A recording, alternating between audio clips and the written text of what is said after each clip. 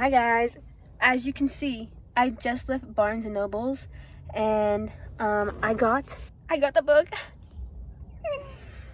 yeah, but I also got this one, and it's a signed edition, and it's such a pretty book, bro.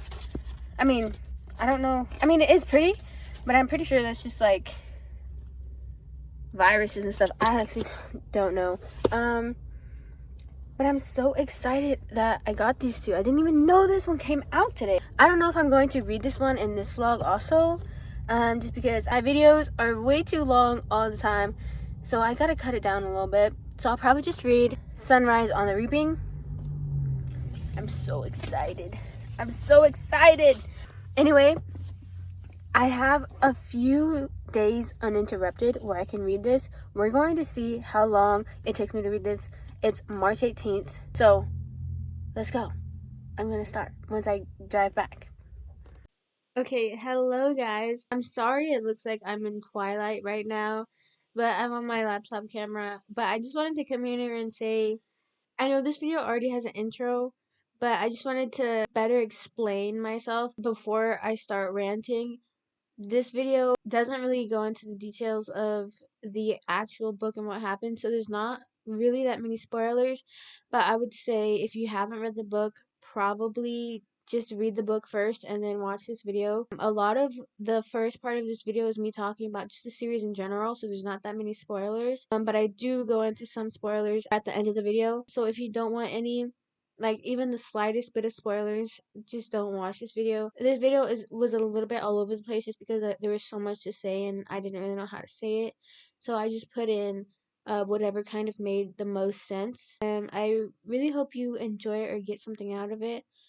Sorry it's a little confusing, but that was what was on my mind when I read the book, so that's just what I had to say.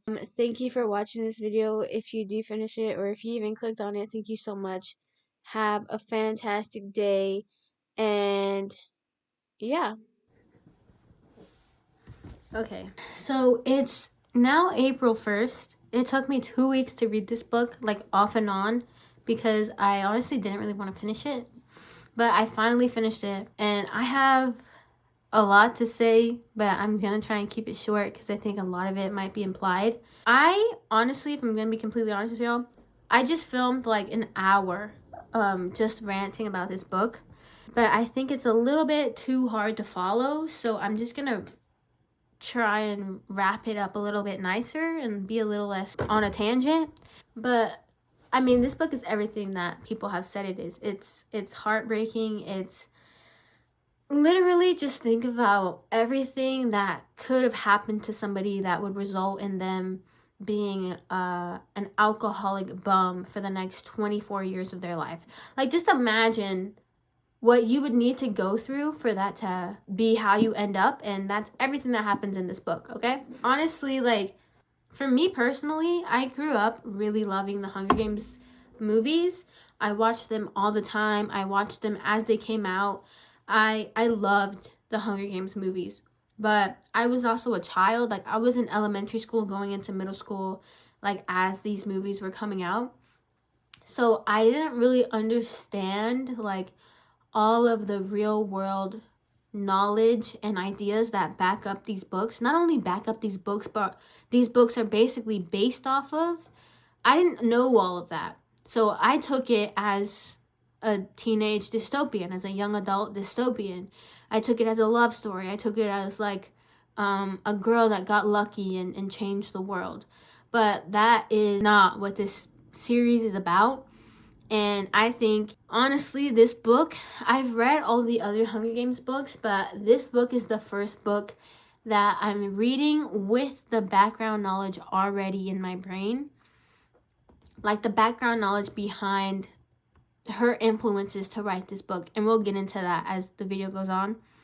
But I just wanted to say, as I was reading this book, I wasn't really thinking about specifically the characters. I mean, there's a bunch of characters that show up in this book. But the thing that I was thinking about most is all of the real world ideas and events that are so similar to the ones that are in this book. The ones that I now have the knowledge of because I've seen it, because I've seen people on my phone, specifically in the last 2 years, since when I become aware of it.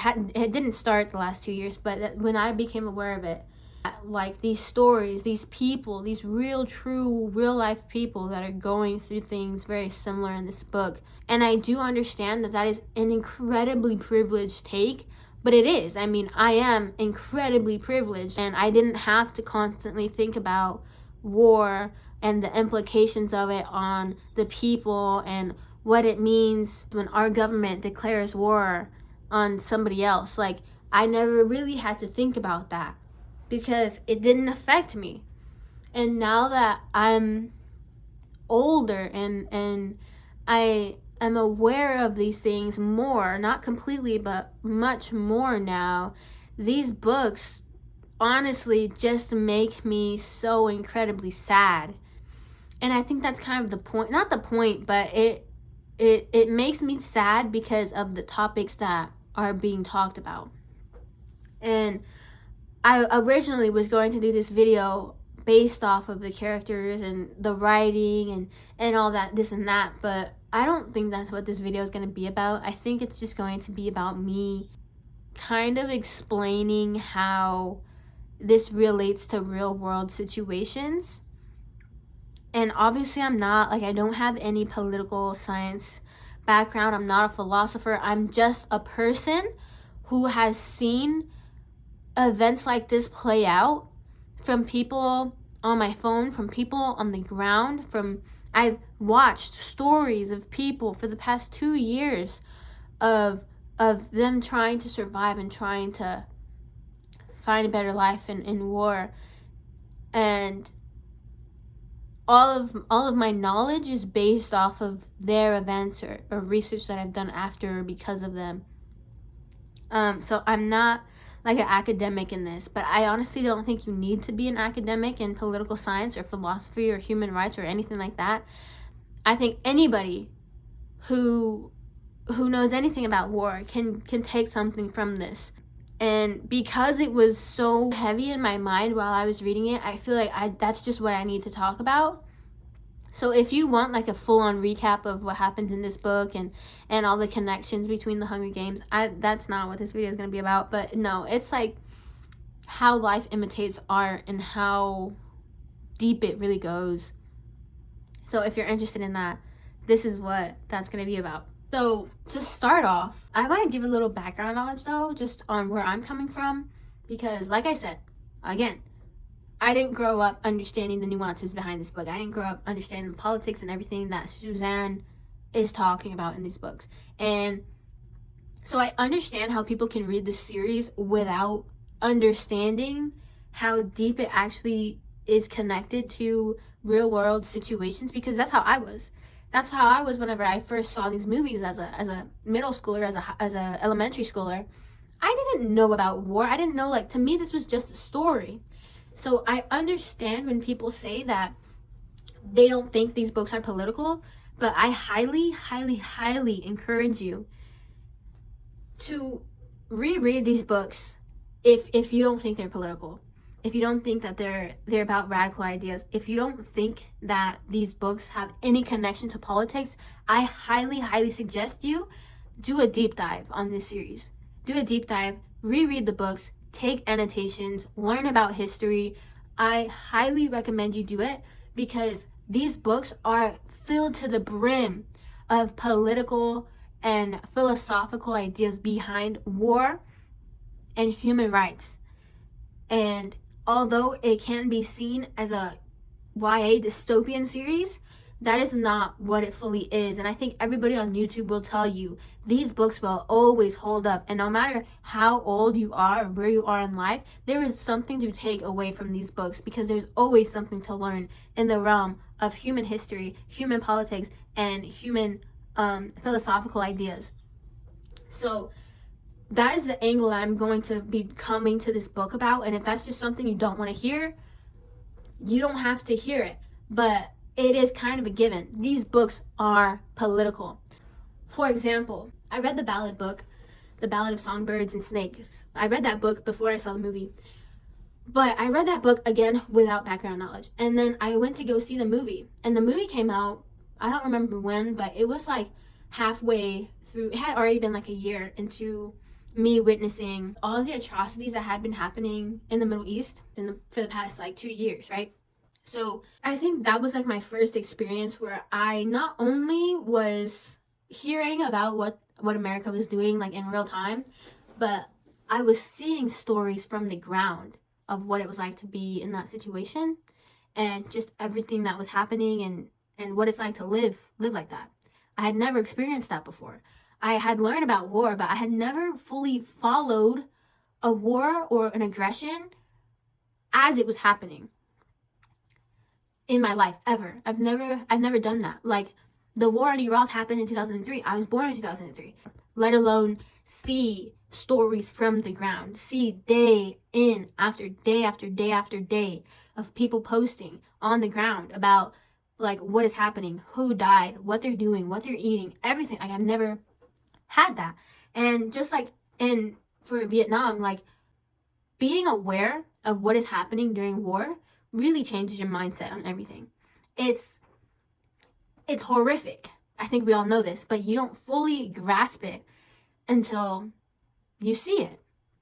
And I know that sounds stupid, but it's true, especially if you grew up with privilege. You don't fully understand it. You don't fully grasp the atrocities until you see it happen with your own eyes. So for like a year, I had been seeing day in, day out, I would see children suffering, families suffering, people dying. I was watching war. Not even war, I was watching aggression. I was watching human rights violations for like the past year. And I think if you have been following anything that's been happening in the Middle East and Palestine specifically, it's like absolutely incredibly heartbreaking and just full on atrocities. We all know this, right? But I went into the Ballad movie, with that knowledge.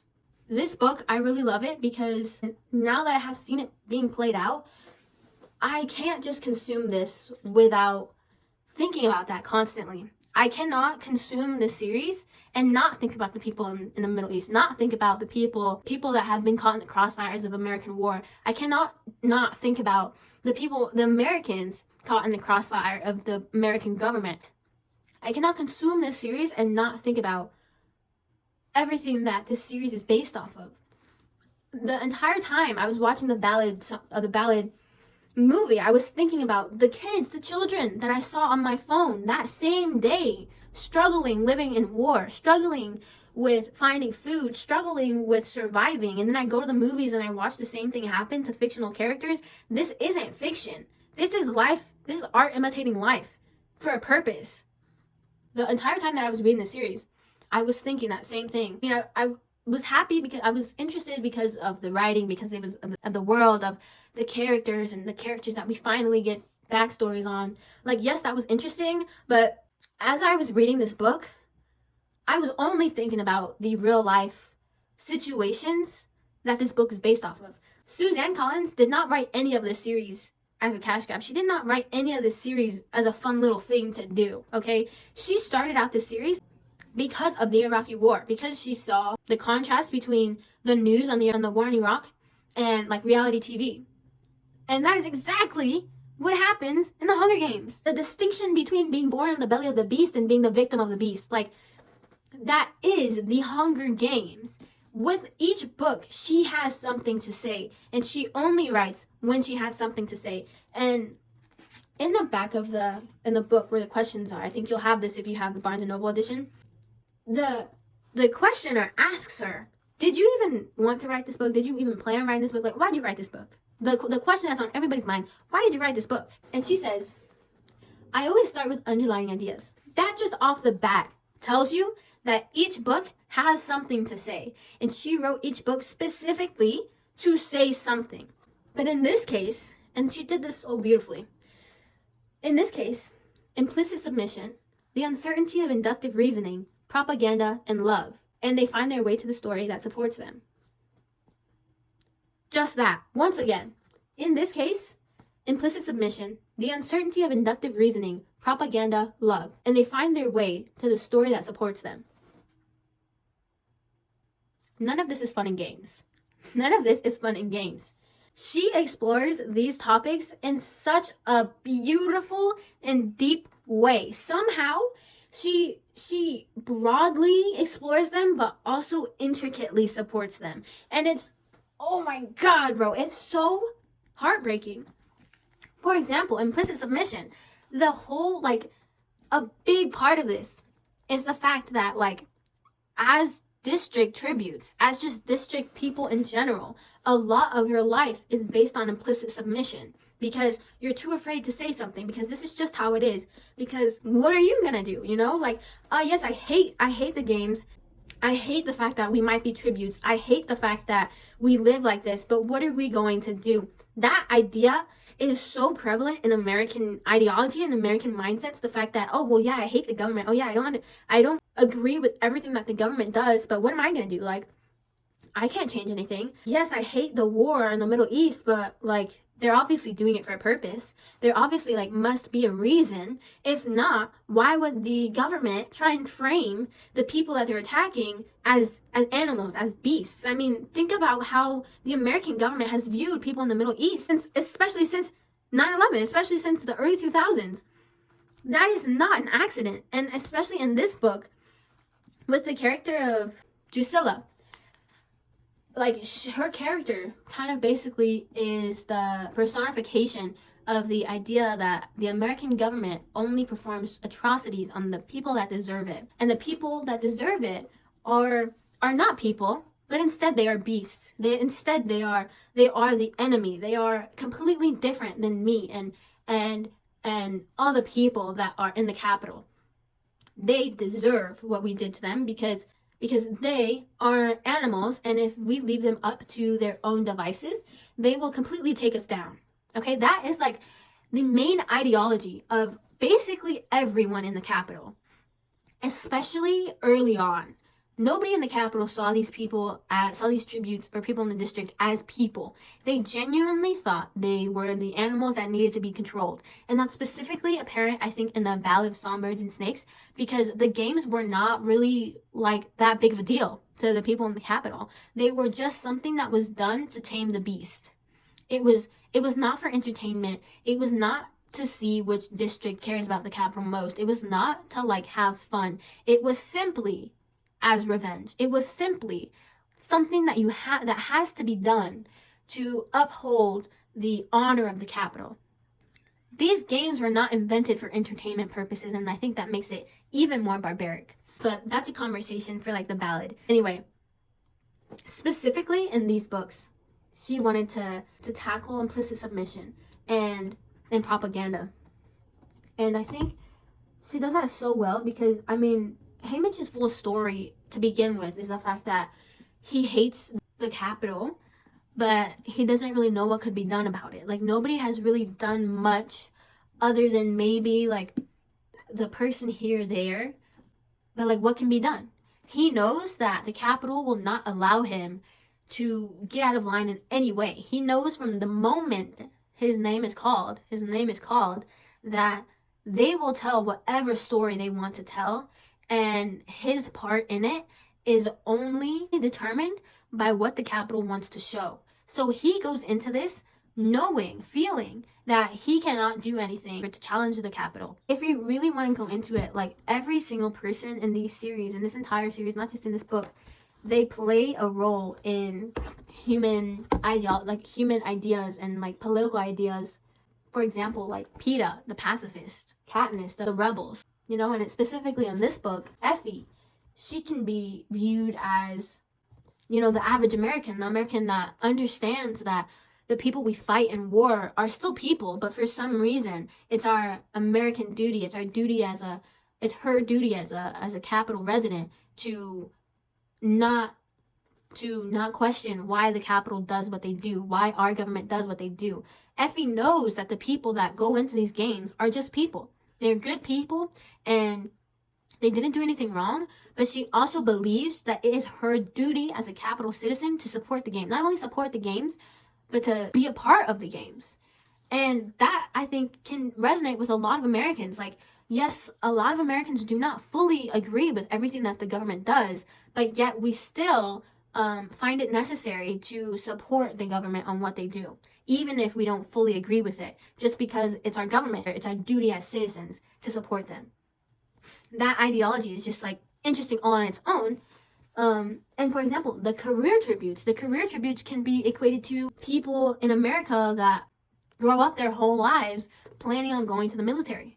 Like, for example, I really never understood why the career tributes would want to go into the games. Like, if you have all of these resources, why would you spend it all knowing that in the end you could just lose your life? I don't understand why you would want to do that.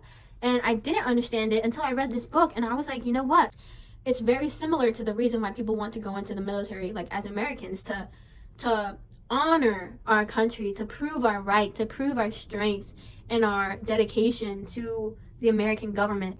And maybe not even to get to prove our honor, but to get something out of it, because we feel like we need to, or because we have to, like we have no choice. That's just how we were raised. We have to go into the military, or our family went into the military, so I need to go into the military, or I don't have a lot of resources and the only way I can get it is by going into the military.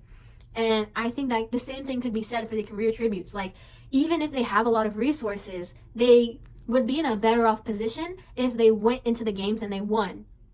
Very, very synonymous to people going into the military. Even if they have resources, they would, in theory, have better resources once they go into the military and win. But the fact that that hardly ever happens in the book is very real to society. I mean, we all know how our veterans are treated in America. Even if you do come back unscathed, you really don't get as much as you are hoping, or as much as you probably deserve as a veteran. So, like, you spend your whole life thinking that you're going to do this to honor the country. You finally do it, and you realize, this is horrific. This is horrendous. This is traumatizing. All my friends are dead. Like, and I now realize, like, I don't even know if I'm going back home alive. I don't know if my family knows where I am. Somehow, miraculously, I make it out. You make it out of the war, and you're just thrown back into society. Like, nothing ever happened. Like, and sure, maybe you get some money, but it's not nearly enough to equate to everything that you lost, everything that you now have to carry through your life, all because of what? Like, you know, that whole dynamic of how veterans are treated is very similar to the career tributes, and I never noticed that before. So if you really want to, I think you can evaluate each character as its own, or personification of an idea or a common political idea.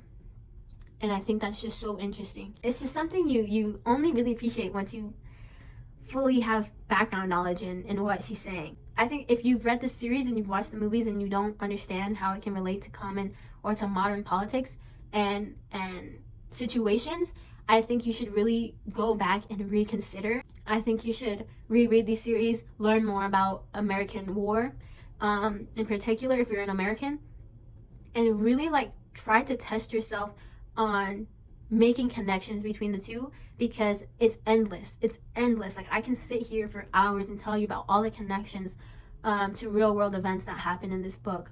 I won't do that because I have been already filming for an hour before all of this, but it's just so heartbreaking. It's so heartbreaking. Another thing about this book that I really love is the fact that it provides an opportunity for the people that lose the war to talk about their life. You know, as we all know, the famous quote, history is written by the victors. A lot of the history we know now, especially as Americans, is based off of us winning a war or us fighting in a war, and American stories. Like, for example, a lot of the war stories are about American prisoners overseas, or American veterans who fought in the war. American, which makes sense because, you know, it's American media. But something that we don't have a lot of space for a reason, like they do this on purpose, the government does this on purpose, we don't have a lot of space for the stories of the people that we were fighting against. And I think a big ideology, a big reason that this stuff is possible in real life and in fiction is because the government that acts out these atrocities makes us believe, again, leading into one of the main points of this book, propaganda, it makes us believe that the people we're fighting against are not as important as we are. Their stories are not as important as the American ones are. We don't search for the stories of the people in the Middle East. We don't search for the stories of the people in Vietnam. We don't search for the stories of the people of Korea, right? Because that's not the point. The point is to make the American system look good. It's to make the American government and the American people look good and to justify us going into that war in the first place. Like, the Vietnam War is a great example of this, because the Vietnam War is horrendous. It's one of the most, it's just insane. The Vietnam War just takes something off in me that not a lot of things do, because it's so blatantly wrong on so many different levels, and we as American people were showed so blatantly what was happening, and it has just happened again and again and again. And we know that the Vietnam War was not what we were supposed to be doing, but yet somehow, if you ask people, why were we in Vietnam? A lot of the time, they're probably just going to say, oh, well, because it was our American right to fight against communism. Which is, I mean, that's what the government went into the Vietnam War doing, but it's like, okay, I need you to sit down and, like, really think about what the hell we were doing in Vietnam. You know what I mean? Like, it doesn't make any sense. For example, Laos. Like, Laos was one of the most bombed countries in the world for a really long time, if not still. Do we know anything about people from Laos? Probably not. Like, we're never taught, me specifically, I was never taught why we were bombing Laos or what the people there, what their lives were like. Like, as a government who commit war, who declare war, obviously, we're never going to say that we were at fault, especially if we started it. Like, you're never going to hear the government say that, oh, yeah, we shouldn't have done that. I mean, again, the Vietnam War, like, everybody knows we shouldn't have been there. A story that we never get to explore is the story of the people, the innocent people that were affected because of the war on the other side, right? Like, we don't know a lot of stories. We're not taught a lot of stories about people in Vietnam during the Vietnam War. We were not taught a lot of stories about the people in Korea during the Korean War. We were not taught the stories about the Japanese people in the Second World War, specifically the Japanese women. Their stories in the Second World War are stories that aren't even told in Japan. Like, to this day, the women that were victims of the soldiers, the American and Japanese, just soldiers in general, in the Second World War, they're not, to this day, they have not been apologized to. They have barely been recognized to their own government. Their own government has barely recognized them and what they had to go through. All of the like turmoil, all of the horrific acts that happened to them, soldiers in general. So it's not just an American only problem where we don't fully recognize the victims of war. But that's why I think this book is so interesting, because all of these stories have kind of been about the victims of war, but I think this one specifically talks about that, because Haymitch didn't win. Like, he won, he was a victor, but he did not accomplish what he set out to do. He didn't get the last word. He ended up having to live his life in the war, in distress. He didn't really get the payoff, I guess, which is a bad word to use, but he didn't get what he set out to do until Katniss came around, right? So it's a very classic tale of what it's like to live in a war and then just be ignored afterwards, or to live through human rights violations and to just be ignored afterwards, to just fight for your life, to do what you think is right and to survive, and to just be ignored afterwards. Nobody cares, and if they do care, they treat you as just something to consume, a story to consume. They don't ever really see the victims as people. They never really sit down to listen, partly because it's just really hard to talk about. I mean, like, Katniss didn't even know what happened to Haymitch until after they had already dismantled the Capitol. So, I mean, these stories aren't easy to tell in real life and in fiction. But I think that's why it's so important, because it finally got told. After a while, like, your story will be told. if you've lived in turmoil. I mean, I think that's why a lot of people in a war ask for, like a lot of the victims in war they ask for their story to be told. They ask to be remembered, not as a victim of war, but just as a person, as what they were before this happened, as what they were during, as what they were after. They just want to be asked to be viewed as a person, not a commodity of war, not a victim of war. But a lot of the time they don't get the chance to do that, or to be given that, because the war hasn't ended, or because nobody sat down to listen, or because it was too hard to talk about. And that story is just so sad, especially between the last 2 years, like I said, everything that has been happening in Palestine specifically, like, it's just day in and day out of watching people on your phone just trying to get their story out there, just trying to get their family help, just trying to get people to recognize that it's just people that are being bombed. It's just people, children, schools, hospitals that are being bombed. It's just people that have to live in a tent. It's just people.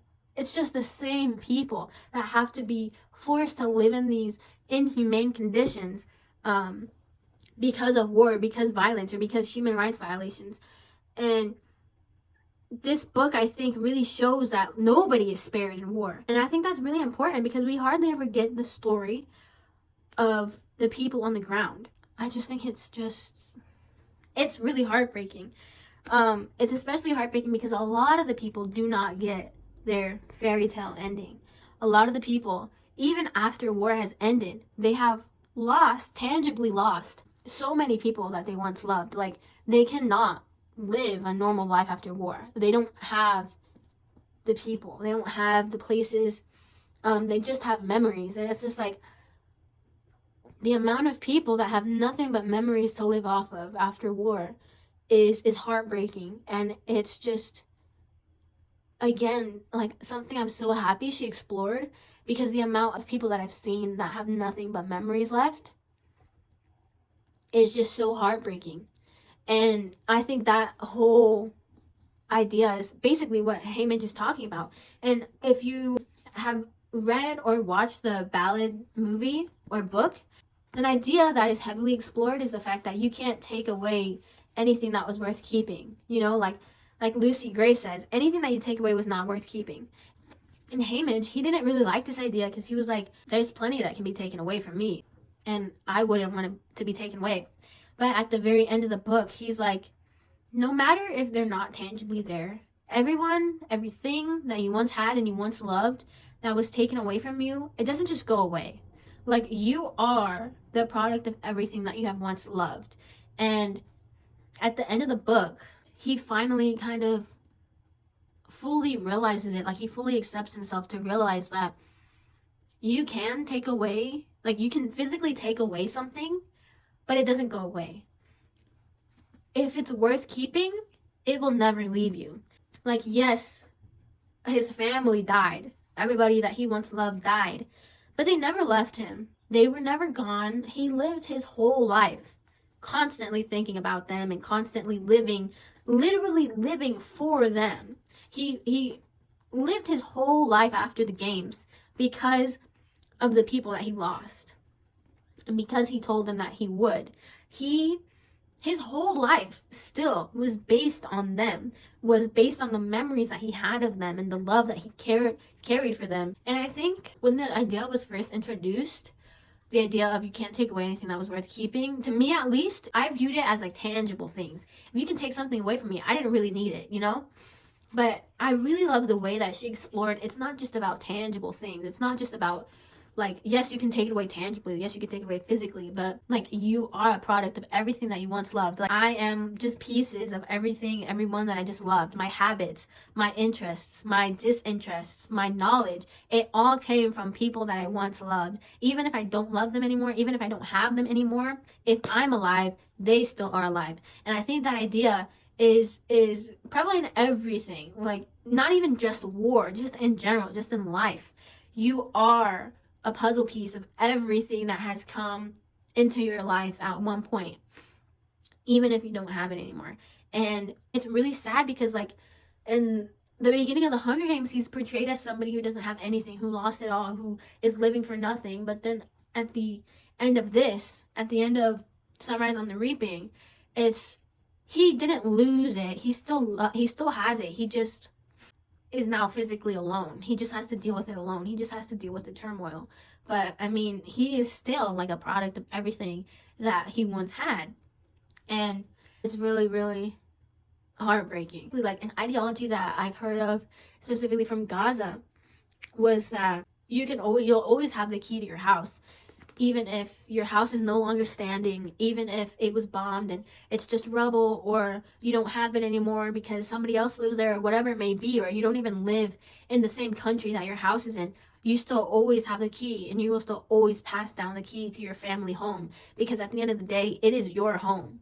No matter what is happening, no matter where you are, no matter who's in it, no matter what happened to it, it will always be your home, and it will always be a part of you. So it's like passing down a key, passing down the memories is the only thing a lot of us truly have.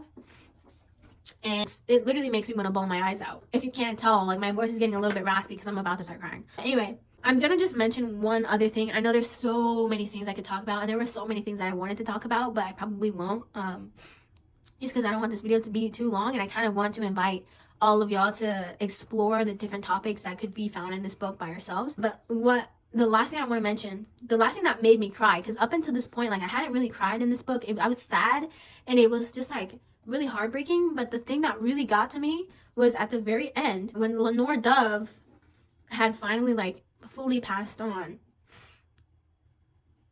The thing that was most heartbreaking to me, the thing that hit me the most about what happened to Haymitch, was how he was forced to deal with the death of his girl, of Lenore Dove. Because first off, he played a part in it, which was a horrible thing to add, because why would you do that? Why would you make him play a part in his girl's death? Like, I'm done. I think I literally wrote, like, I'm done. When I found out that he accidentally played a part, I was like, end it. End it now, because I cannot do this anymore. But anyway, so, like, she dies, right? And obviously, the girl's family was incredibly angry, incredibly sad, because he played a part in her death. So they didn't tell, nobody told him where she was buried. The love of his life. Nobody told him where she was buried. Nobody, like, people tried to get close to him still, but he didn't want to love anybody because, you know, how tragically all of his other loves have ended, tangibly at least. But the fact that they didn't tell him, nobody told him, he spent days asking people, where is she? Where is she? Where's her body? Where is she? Like, he would wander around everywhere. He was on a mission. He was on a mission to find her grave, and he couldn't find it. Nobody would tell him. That idea of not knowing where your loved one is buried, or if they're buried, or where they are, or if they're dead, is, again, a topic that I have seen happen over and over and over again, especially in war, and especially in Gaza, which is still heavily on my mind. A common thing that you'll see in Gaza is people digging with their hands through concrete rubble and rebar to find people under the rubble, to see if their loved one is still alive under there, or if they're dead and they just need to pull them out. So many people of war, from all different types of war, have no idea what happened to their loved ones, and that is just, that hits a chord in me that is just absolute torture.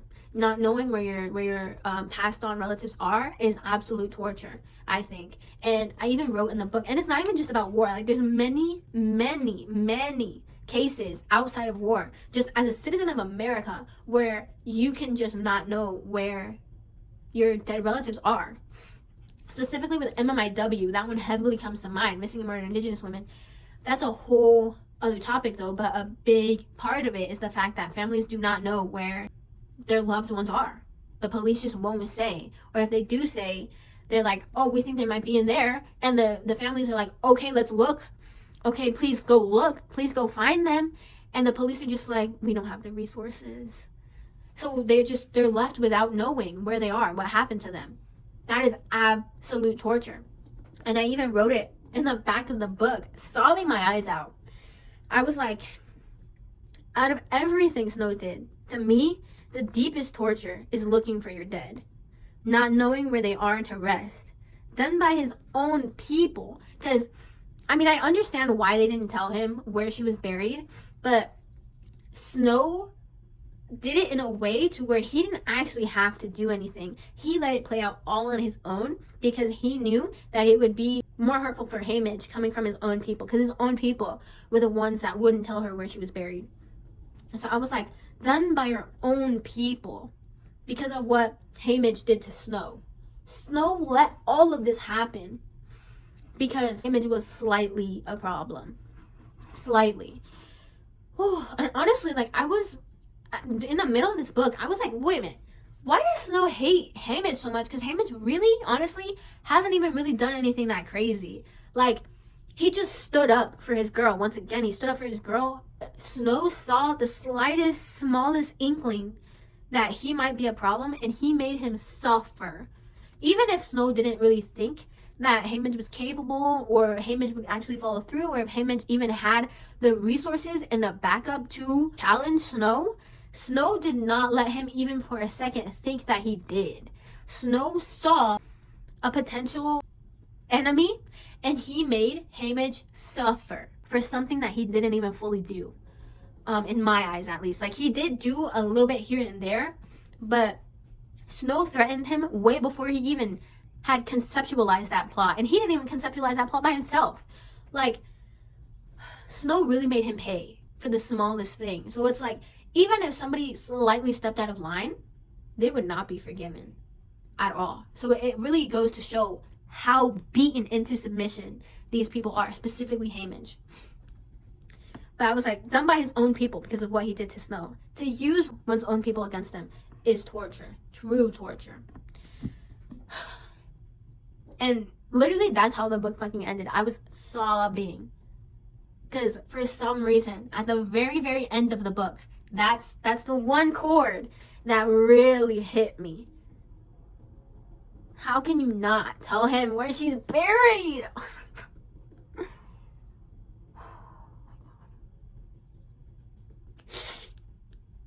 Why would they let him suffer like that, bro? Like, I understand why they did it, but like, do you not know what he's been through? And they don't. That's the thing. Nobody knows. Nobody knew. Nobody fully knew what he went through until he told his story. Until after the rebellion, after the capital had fully gone down, because he didn't want to talk about it. He didn't want to get close to anybody. He didn't say a word because he was so traumatized.